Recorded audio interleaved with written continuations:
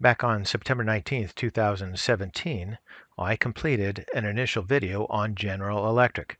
So for reference purposes, you may want to go back and view that video and let me know whether I knew what I was talking about at that time. Recently, maybe not so recent, Snow Fire asked me to do an update on General Electric. So given that General Electric had its recent earnings announcements, it's time to do an update.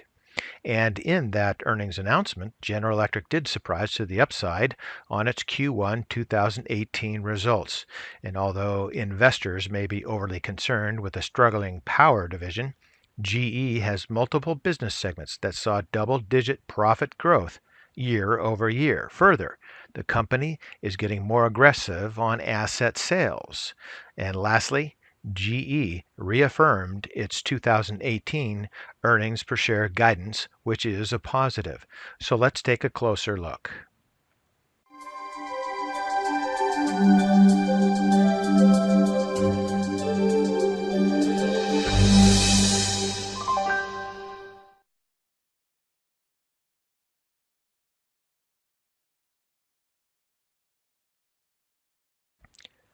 General Electric reported better than expected financial results for the first quarter of 2018.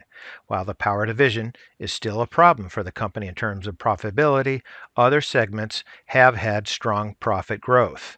Cash flow will likely recover in 2018 as management actively works to restructure the ailing power division. However, I continue to see General Electric as a speculative buy, particularly with the interest rates rising. General Electric said it pulled in Q1 2018 revenues of $28.7 billion, which beat the consensus revenue estimates of $27.5 billion.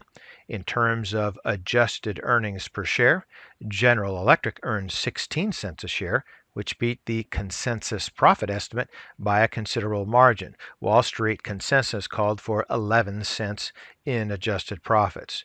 And the power division, again, once more was a major drag on the company's performance. Power revenues slumped 9% year over year to $7.2 billion, while segment profits declined 38% to $273 million. However, healthcare, aviation, and transportation saw year-over-year profit growth. As shown by this exhibit from General Electric is taking action to right-size the business segment through a mix of measures. The industrial company targets at least $1 billion in structural cost cuts in the power division and drive improved cash conversion through a better use of inventory. And you can take a few moments here to take a look at some more of the execution actions that are planned.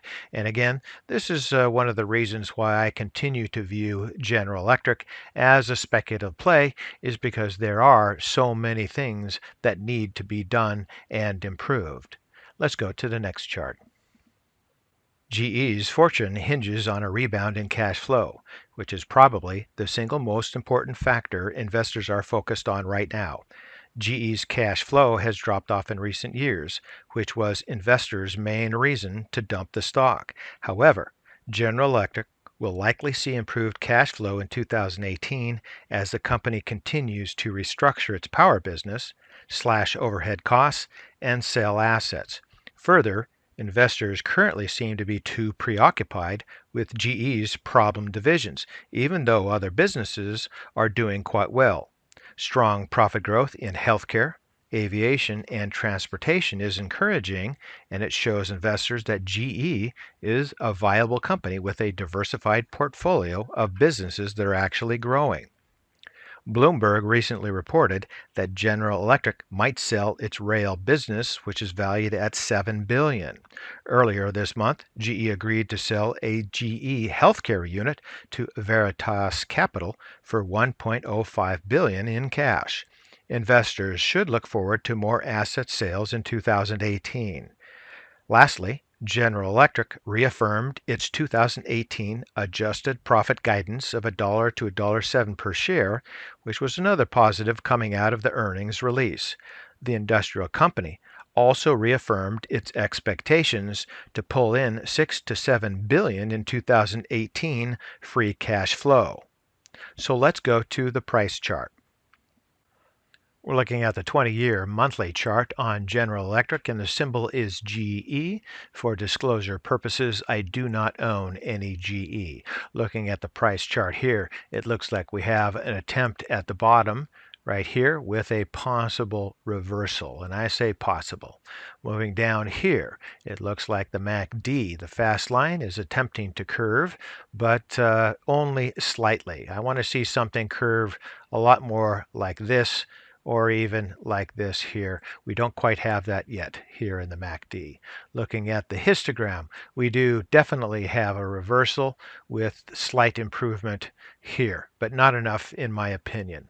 Looking at the momentum indicator, some improvement as you can see there, along with the price rate of change. Also a little sign of improvement, but I want to see the fast line move through the slow line before I buy any stock. Into the relative strength index, we also see a fair amount of improvement here, but at a 17.68 level, that's still relatively weak, but it is showing signs of improvement without question. The stochastics, the fast line, moved through the slow line.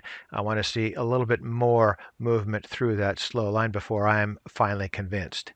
Here in the volume indicator, there's lots of red. I want to see more green. Into the Williams. Williams also shows a very good bounce off the bottom and definite improvement.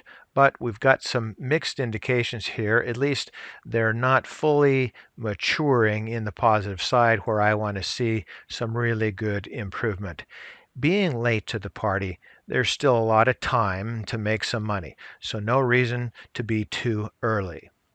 So for today, that's ChewDog Charts. Thank you.